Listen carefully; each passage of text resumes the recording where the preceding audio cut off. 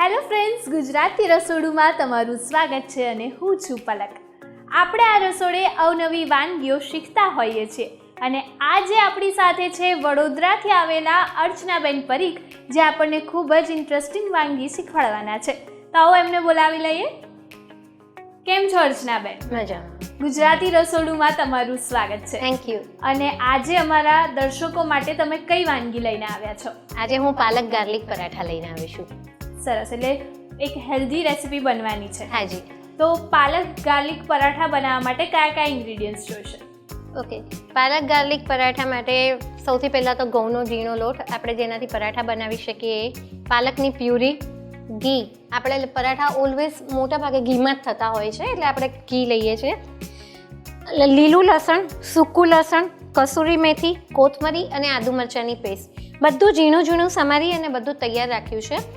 ચાટ મસાલો, શેકેલું જીરું, મીઠું અને ઘી. તો પાલક ગાર્લિક પરાઠા બનાવવાના ઇન્ગ્રેડિયન્ટ્સ આપણે જોઈ લીધા. હવે બનાવવાની શરૂઆત કરીશું. તો હવે આપણે લોટ બાંધવાની શરૂઆત કરીએ. સૌથી પહેલાં આપણે ઘઉંનો લોટ લઈએ છીએ. 2 મોટા ચમચા ઘઉંનો લોટ છે. એની અંદર રોટલીનો લોટ હોય છે. એની અંદર આપણે પાલકની પ્યુરી નાખીએ છીએ.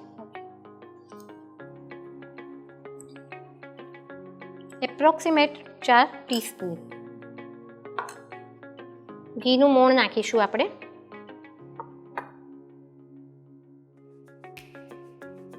ઘીનું મોણ નાખવાથી પરાઠા હંમેશા ફરસા થાય છે. 2 થી 2.5 ચમચી ઘીનું મોણ છે. સ્વાદ અનુસાર નમક.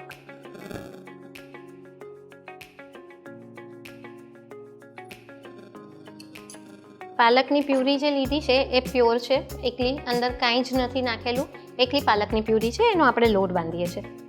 એટલે પાલકને બાફીને પછી લીધેલી છે? પાલકને બ્લાન્ચ કરી છે. પાલકને ઝીણી ઝીણી પહેલાં સમારી ગરમ પાણીની અંદર પાલકને નાખી 10 મિનિટ રહેવા દઈને તરત એમને ઠંડા પાણીમાં નાખી છે અને પાલકની એને પછી મિક્સરમાં ગ્રાઇન્ડ કરી લીધી છે. હવે આ જ્યારે પણ પાલકની પ્યુરી તમે મિક્સરમાં ગ્રાઇન્ડ કરો ને ત્યારે એની સાથે 1 ચમચી મલાઈ નાખી દેવાની, જેથી કરીને તમારી પાલકની પ્યુરી જે થાય એનો કલર ક્યારેય નહીં બદલાય અને તમે એને 1 થી 1.5 મહિના સુધી સ્ટોર કરી શકો છો ફ્રીઝમાં. એટલે પાલક તો અત્યારે એવું હોય છે કે 12 માસ મળે, પણ ઘણીવાર કોઈ સિઝનમાં મળતી નહીં હોતી ને એ વખતે જો આવું કંઈક બનાવવું હોય તો એના માટે જો સ્ટોર કરેલી હોય પ્યુરી તો બહુ જ ઉપયોગી રહે. જી. આપણે ફ્રીઝરમાં સ્ટોર કરવાની છે? હા, ફ્રીઝરમાં સ્ટોર કરવાની. જ્યારે જરૂર પડે ત્યારે તમે કાઢી શકો. બીજું એ છે કે જ્યારે પણ પાલકની પ્યુરી તમારે સ્ટોર કરવી હોય, કાં તો બાઉલમાં કરો કાં તો તમે આઈસ ક્યુબમાં પણ કરી શકો. તો જે પ્રમાણે જેટલી જરૂરમાં આવે એટલા ક્યુબ્સ તમે કાઢીને યુઝ કરી શકો. ઓકે. આનો આપણે છે ને રોટલી જેવો લોટ બાંધવાનો છે. એટલે પાલકની પ્યુરીથી લોટ બંધાઈ જશે, એટલે કોઈ પાણીની પણ કોઈ જરૂર નહીં પડે? બિલકુલ નહીં. અને મેં કીધું એમ પાલકની પ્યુરીમાં ઓલરેડી મલાઈ નાખેલી છે, એટલે મલાઈથી તો મલાઈ અને ઘી 2 થી તો તમારા પરાઠા એકદમ ફરસાશ થશે. હવે આ લોટ આપણો બંધાઈ ગયો છે અને આપણે થોડું ઘી લઈને કેળવી લઈએ.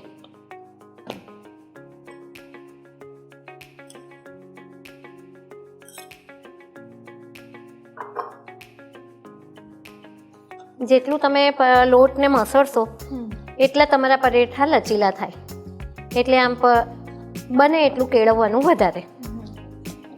પાલકની સિઝન હોય એટલે આપણે પાલકમાંથી અલગ અલગ વસ્તુઓ બનાવતા હોય છે, પણ આવી રીતે પાલકના પરાઠા બનાવીએ તો એક હેલ્ધી વર્ઝન પણ રહે અને બીજી વસ્તુ ફટાફટ બી બની જાય.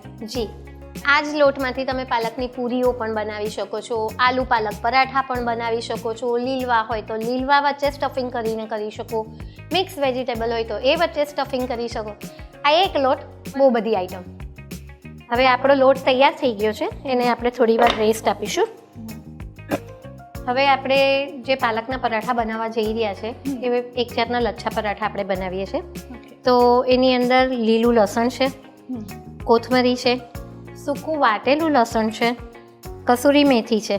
આ બધું આપણે એક બાઉલમાં મિક્સ કરીશું. આની અંદર આપણે ચાટ મસાલો નાખીશું 1 ચમચી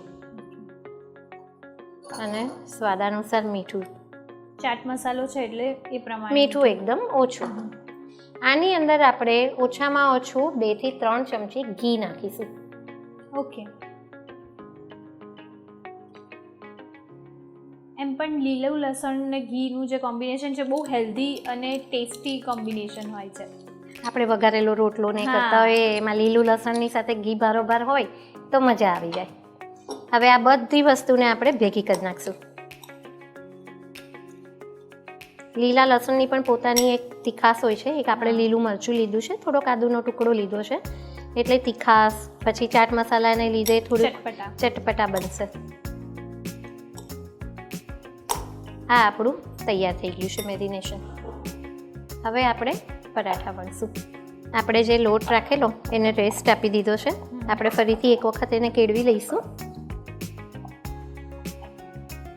એટલે આ પરાઠા બનશે એકલા જ ખાવાની મજા આવશે. એની જોડે આપણે એની સાથે મિક્સ વેજીટેબલ રાયતું પણ બનાવશું, એટલે તમને ઓર મજા આવશે. એટલે કોઈ સબ્જી કે એની કોઈ ઝંઝટ નહીં, તમે ફટાફટ બનાવી શકો ને એકદમ ઇન્સ્ટન્ટલી. જો તમે પ્યોરી જેવી રીતે તમે કીધું એટલે સ્ટોર કરેલી હોય તો પછી બનાવવામાં બિલકુલ ટાઈમ નહીં લાગે. બિલકુલ નહીં.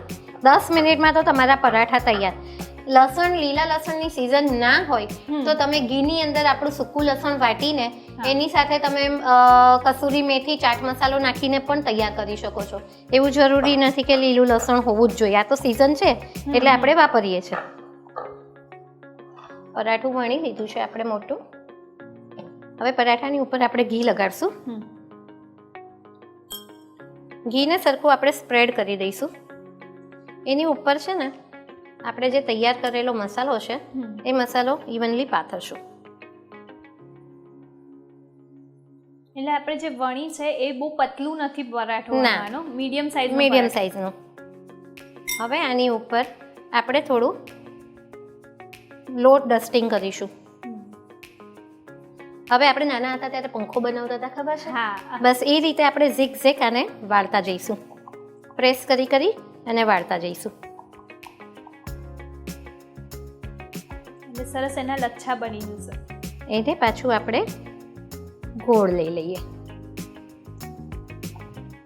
આ આપણું સરસ મજાનું પરાઠું તૈયાર થઈ ગયું. આવું આપણે બીજું એક વણી લઈશું.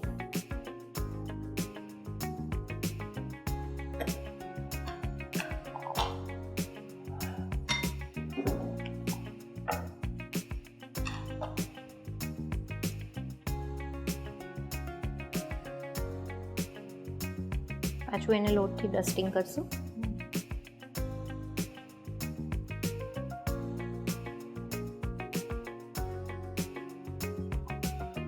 અમે ઝીક વાળી લઈશું અને એને પાછા ગોળ ફરતા વાળી લઈશું.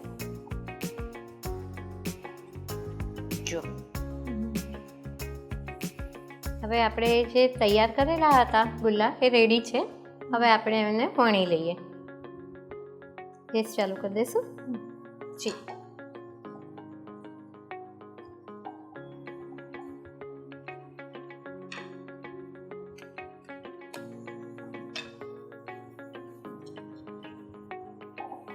આને વણવાના છે પણ હળવા હાથે જ. ધીમા તાપે છે. ધીમા તાપે આપણે ગોલ્ડન બ્રાઉન કરશું એટલે ધીમા તાપે.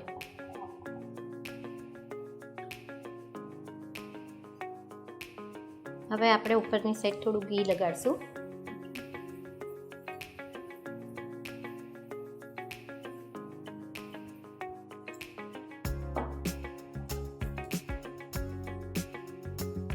અને આસ્તે રહીને એને પલટાવી અને ધીમા તાપે બે સાઈડ શેકીશું. આ પાલક છે. પાલક હોવાથી તમને ઉપર જે આપણે ઓરિજિનલ જે આપણે ખાતા હોઈએ અને જે આખું બ્રાઉન થશે એવું નહીં દેખાય, પણ આ તમારા થશે ક્રિસ્પી. પાલકને લીધે એ વસ્તુ દેખાશે નહીં. અને આપણે એને થોડા જાડા જ રાખીએ છીએ. હાજી, આને થોડા જાડા જ રાખવાના છે. તમે મેંદા ના કરો તો હજી આનાથી પતલા થઈ શકે છે. આપણે ઘઉંના લીધા છે, જોઈ શકો છો તમે. એ શેકતા ખાસ ધ્યાન રાખો ને. એક તો આપણે જાડા રાખીએ છીએ, પ્લસ લેયર જે આપણે લચ્છા બનાવ્યા છે એટલે અંદરથી કાચું ના રહેવું જોઈએ. એટલે એને ધીમા તાપે થવા દેવા ખૂબ જરૂરી છે, તો તમારા ક્રિસ્પી થશે. અને જ્યારે પણ તમે કરશો ત્યારે એના લેયર્સ છૂટા પડશે. અત્યારના તમે જોઈ શકો છો, જુઓ બધા લેયર દેખાશે તમને.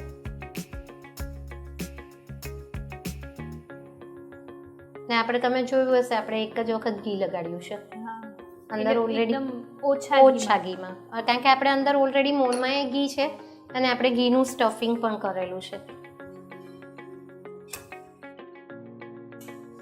આપણા બંને પરાઠા તૈયાર છે.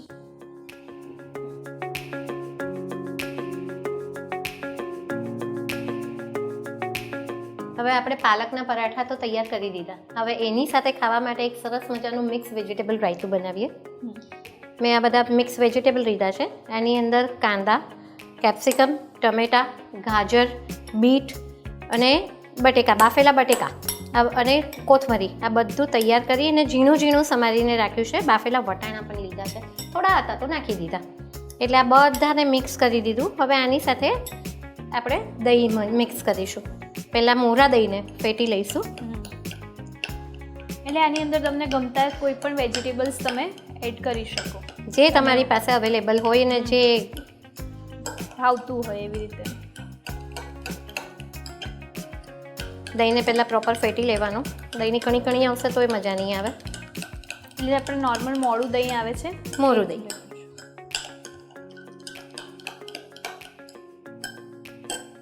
આ દહીંને આપણે આ બધા જ વેજીટેબલ્સની સાથે મિક્સ કરી દઈશું.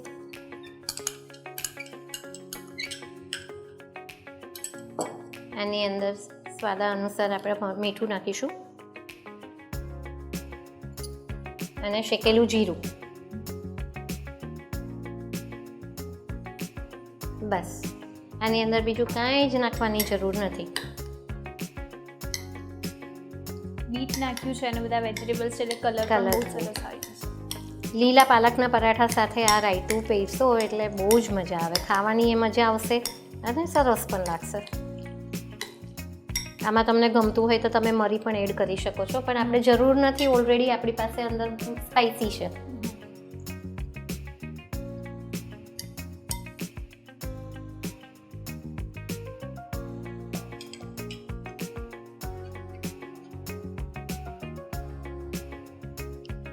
તો તૈયાર છે આપણા પાલક ગાર્લિક પરાઠા વિથ વેજીટેબલ રાયતું.